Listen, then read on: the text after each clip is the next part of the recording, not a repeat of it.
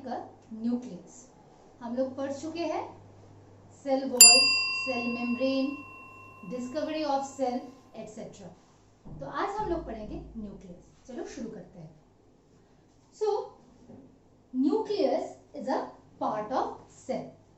तो सेल का एक पार्ट है nucleus.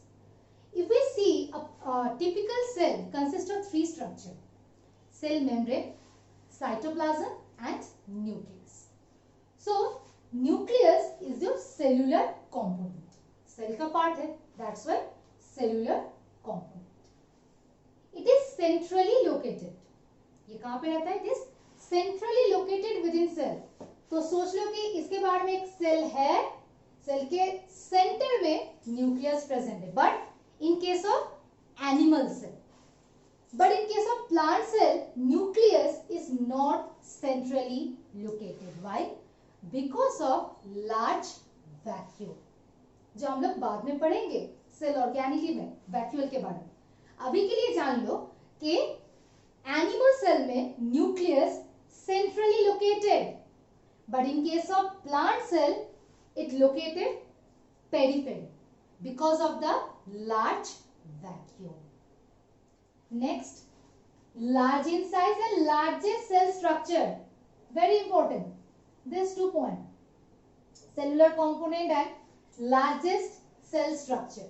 So in the cell, the largest cell structure is your nucleus. Though it is look like big in the board, but ultimately under microscope is smaller in nature. जानने के लिए, समझने के लिए इतना बड़ा ड्रॉ किया गया है।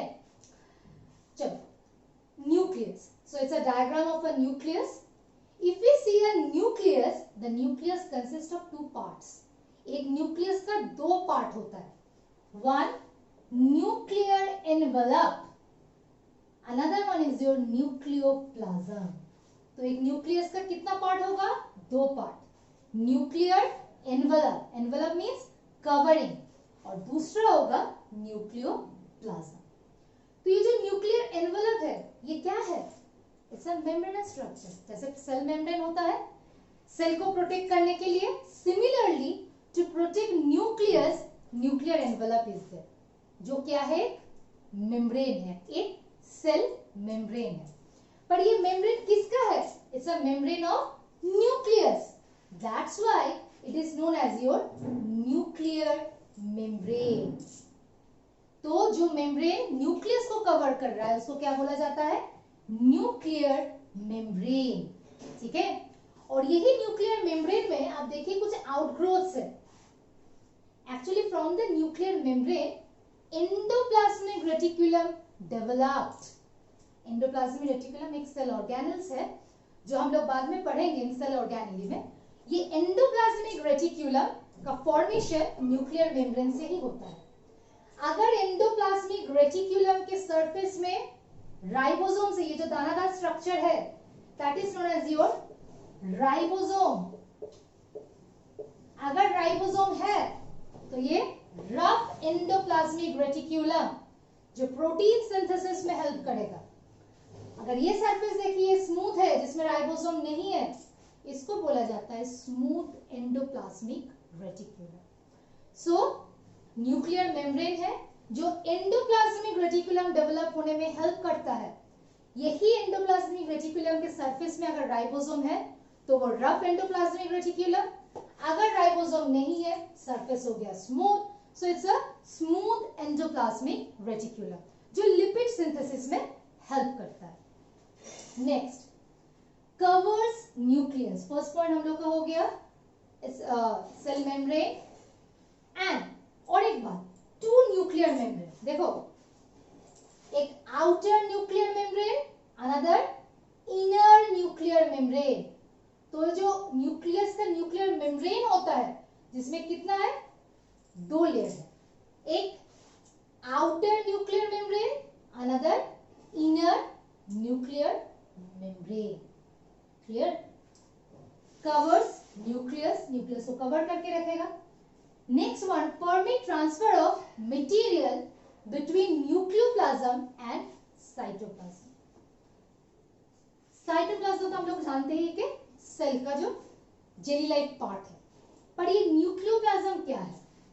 एक्चुअली सेल मेम्ब्रेन हुआ, न्यूक्लियर मेम्ब्रेन हुआ। न्यूक्लियर मेम्ब्रेन के अंदर में अगेन जेली लाइक स्ट्रक्चर है। ये जेली लाइक स्ट्रक्चर कहां पे प्रेजेंट है? न्यूक्लियस का जेली लाइक पार्ट है ये। So that's why it is known as your nucleoplasm. इसलिए मैंने बोला कि permit transfer of material between nucleoplasm and cytoplasm. ये न्यूक्लियोप्लाज्म और साइटोप्लाज्म में मटेरियल को ट्रांसफर होगा। ये मटेरियल ट्रांसफर करने में हेल्प करेगा nuclear membrane. So the cytoplasm of the nucleus is known as your nucleoplasm, जिसको karyoplasm, Cairo means nucleus, Latin में कैरियन का मतलब होता है न्यूक्लियस। सो कैरियन का साइटोप्लाज्म, न्यूक्लियस का cytoplasm, karyoplasm. It is also contain nuclear sap. What is the meaning of sap? Sap means that contain water and minerals. तो इसके अंदर में क्या रहता है? Water and minerals. और sap का मतलब क्या? Water and minerals. So nucleus का दो पार्ट, nuclear envelope and nucleoplasm.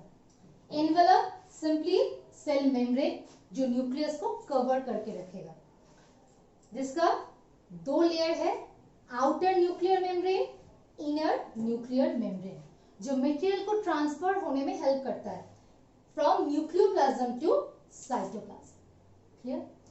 और एक बात, ये जो न्यूक्लियर मेम्ब्रेन है देखो, ये कंटिन्यूअस नहीं है, इट इज नॉट कंटिन्यूअस, बीच बीच में गैप है। क्यों? मटेरियल को इजीली ट्रांसफर करने के लिए टू साइटोप्लाज्म। सेल के साइटोप्लाज्म में न्यूक्लियस में कुछ सामान बना, उसको सेल के साइटोप्लाज्म में ट्रांसफर करना है। कैसे?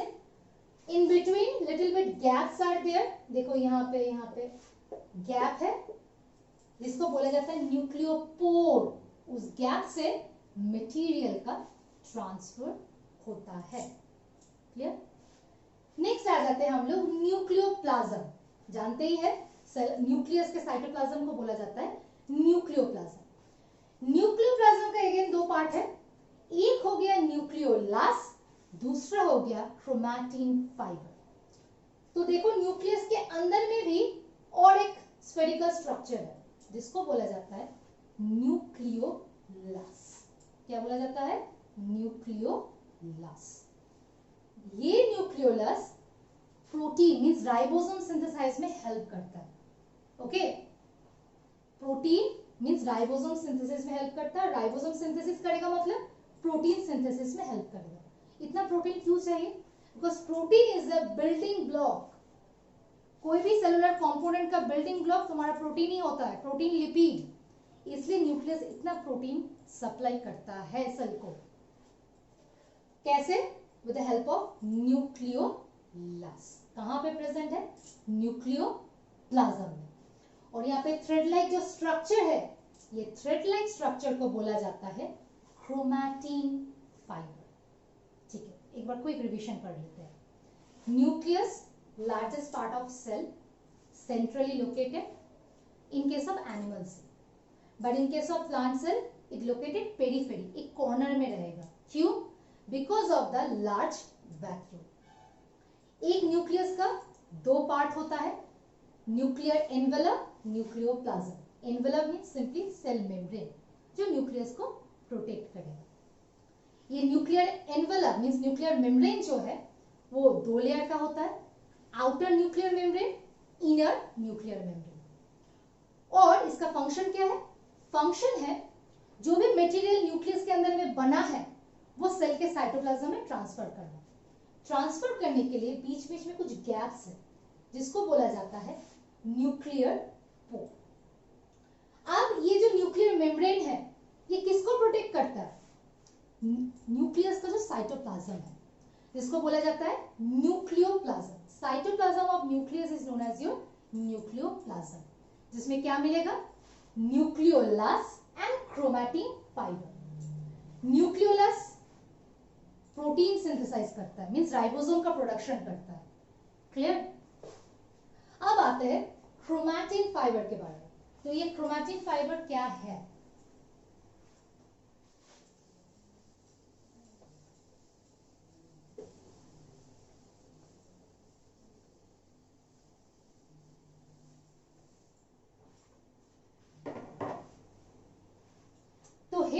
you can easily see there's a thread like structures are there.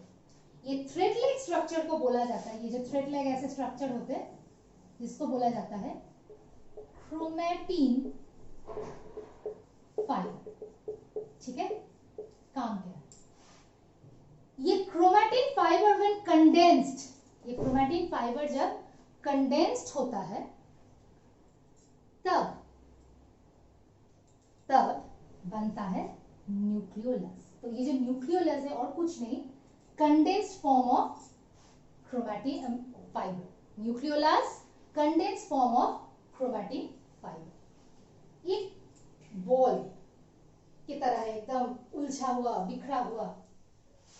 Eight the time of cell division, जब सेल का डिवीजन होगा, ये ऐसा नहीं रहता है, क्या हो जाता है? Then it is look like this.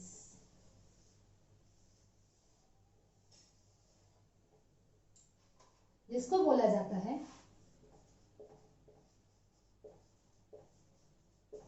Chromosome. तो न्यूक्लियोप्लाज्म में क्रोमैटिन फाइबर है. क्रोमैटिन फाइबर जब कंडेंस्ड होता है न्यूक्लियोलस बनता है. और यही chromatin fibre at the time of cell division, क्योंकि हम लोग को पता है, हम लोगों ने पढ़ा था कि the cells are new cells are coming from pre-existing cell. नया सेल आएगा प्री एग्जिस्टिंग सेल से. कैसे? Via cell division. तो जब ये सेल डिवीजन होगा, क्रोमैटिन फाइबर क्या बन जाएगा? क्रोमोसोम बन जाएगा. ठीक है, क्यों जरूरत है क्रोमोसोम का? Because this chromosome contain genetic material. इस क्रोमोसोम के अंदर में रहेगा जेनेटिक मटेरियल जो कैरेक्टर को ट्रांसफर करेगा from parents to offspring. Parents का जो hair colour, eye colour, complexion, behaviour, attitude, वो बच्चे के अंदर में भी आता है. पूरा ना हो, कुछ हद तक आ ही जाता है. क्यों? Because of the passing of the genetic material due to sexual reproduction.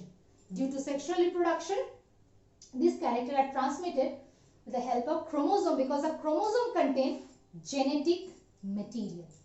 तो ये क्रोमोसोम में क्या रहता है?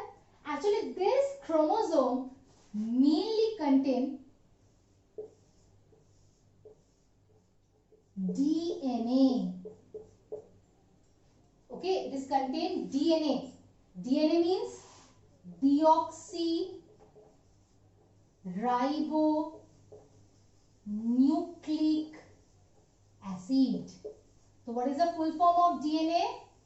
Deoxyribonucleic acid. ये न्यूक्लिक एसिड है, न्यूक्लियस में है, that's why nucleic acid or acidic in nature. So deoxyribonucleic acid, also known as DNA, जिसमें रहता है जीन. जिसमें क्या रहता है? Gene. So the functional segment of DNA, DNA का functional segment को बोला जाता है जीन. यही जीन कैरेक्टर ट्रांसमिट करता है from parents to offspring. So that is the reason behind that कि ये जो क्रोमैटिन फाइबर, ये जो उलझा हुआ चीज है, at the time of cell division become chromosome. क्यों बनेगा? To carry DNA. और डीएनए के अंदर में क्या रहेगा? जीन. तो जीन क्या है? Functional segment of DNA. और we can say the functional unit of heredity. Heredity means transfer of character from parents to offspring. Clear? And who discovered cell? Robert Brown. Robert Brown discovered nucleus. और ये जो chromatin fibre, ये जो coloured part, ये जो staining part है, इसको discover किए थे फ्लेमिंग. तो ये stain part within the nucleus, the term chromatin fibre given by scientist Flemming. Given by scientist Fleming. Clear? तो अब एक बार ये जो क्रोमोसोम का जो स्ट्रक्चर है एक बार देख लेते हैं. So in the chromosome you can easily see there's a arms, हाथ जैसा कुछ स्ट्रक्चर है. ये arm like structures are known as chromatid. याद रखिएगा. तो क्रोमोसोम में जो arm like structure है, हाथ जैसा स्ट्रक्चर है, that is known as your chromatid. और ये क्रोमैटिड कैसे अटैच्ड है एक दूसरे के साथ? Centrally there is a button like structure is there, that is known as centromere. So chromosome है, क्रोमोसोम के आर्म्स को बोला जाता है, हाथ लाइक स्ट्रक्चर को बोला जाता है क्रोमैटिड। और क्रोमैटिड कैसे अटैच्ड है एक दूसरे के साथ? Centrally button like structure, that is known as your centromere. Clear? तो मेनली न्यूक्लियस का काम क्या हो गया? एक आपका प्रोटीन सिंथेसिस करना, दूसरा formation of endoplasmic reticulum, and the most important, transfer of genetic character from parents to offspring because they have gene. ठीक है, चलो एक बार रिवीजन कर लेते हैं। न्यूक्लियस लार्जेस्ट सेल स्ट्रक्चर है, centrally located in case of animal cell, peripherally located in case of plant cell. Cell nucleus जो होता है इसका दो पार्ट होता है, एक nuclear envelope means nuclear membrane, दूसरा हो गया न्यूक्लियोप्लाज्म। न्यूक्लियर मेम्ब्रेन जो है, एनवेलप है, वो डबल लेयर का होता है, आउटर एंड इनर, और दोनों के बीच में मतलब एक न्यूक्लियर मेम्ब्रेन हो गया फिर अनदर स्टार्ट हुआ, it is not a continuous structure, बीच बीच में गैप होता है जिसको बोला जाता है न्यूक्लियर पोर। क्या काम है? जो मटेरियल सिंथेसाइज हुआ न्यूक्लियस के अंदर में, वो न्यूक्लियस से सेल साइटोप्लाज्म में ट्रांसफर करना। Nucleoplasm means the cytoplasm of nucleus, जिसमें सैप रहता है। SAP means water and minerals. Nucleoplasm में दो component, nucleolus and chromatin fibre. ये क्रोमैटिन फाइबर जब कंडेंस्ड होता है न्यूक्लियोलस बनता है, जिसका काम ही है प्रोटीन सिंथेसिस करना। ये chromatin fibre at the time of cell division बन जाता है क्रोमोसोम। क्रोमोसोम का स्ट्रक्चर अगर देखेंगे, आर्म्स है, हाथ है, जिसको बोला जाता है क्रोमैटिड। इसे ये जो क्रोमैटिड है ये कैसे एक दूसरे के साथ जुड़ा हुआ रहेगा? With the help of centromere, a button like structure. यही क्रोमोसोम के अंदर में रहेगा डबल हेलिकल स्ट्रक्चर, हेलिकल रस्सी के जैसा double helical structure, DNA. Full form of DNA deoxy ribo nucleic acid. यही डीएनए में रहता है gene. The functional segment of DNA is known as your gene that transfer character from parents to offspring. और एक बात, on the basis of the nucleus cells are mainly two type. ठीक है, cells are mainly two type. क्या है ये दो type?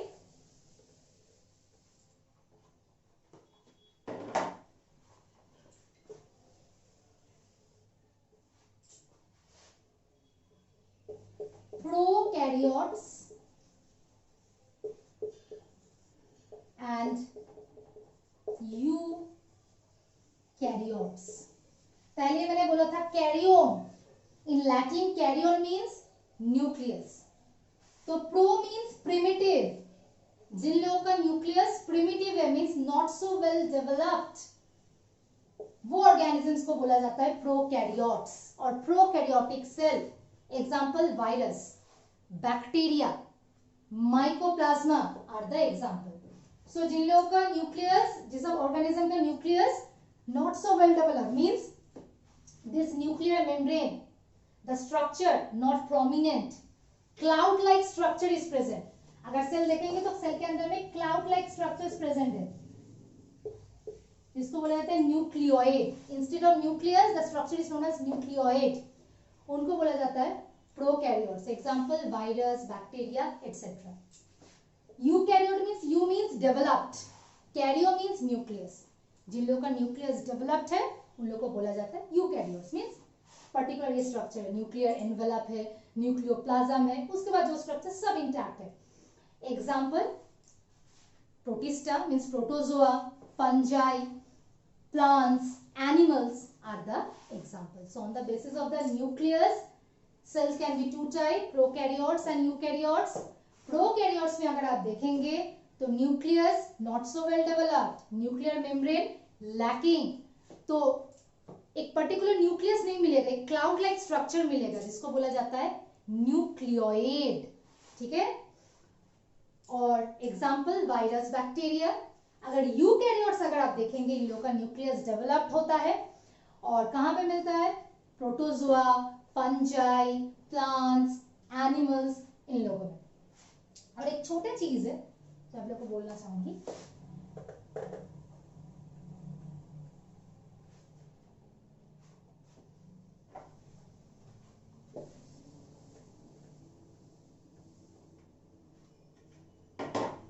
Just a simple, देखिए ये एक सेल है, ठीक है। सेल का आउटर मोस्ट पार्ट क्या हो गया, सेल मेम्ब्रेन। अंदर में क्या रहेगा, साइटोप्लाज्म, और क्या रहेगा,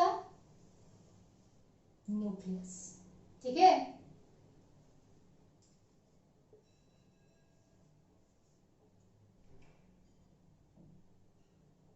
यही न्यूक्लियस को अगर इनलार्ज व्यू में देखेंगे, मैग्निफाइड व्यू में देखेंगे, तो ये स्ट्रक्चर हम लोग को मिलेगा।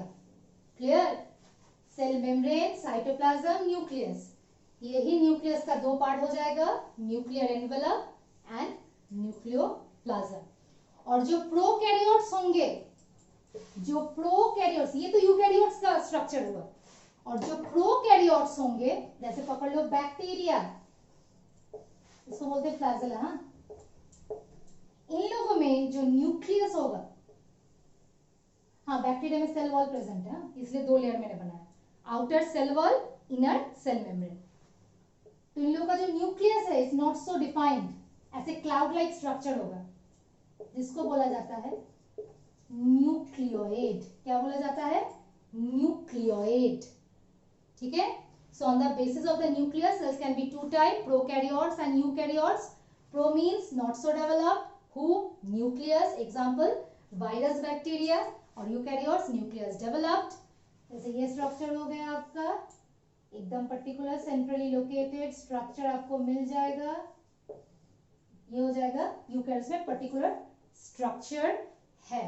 Fungi, protozoa, fungi, plants, animals. और nucleus who discovered, Robert brown.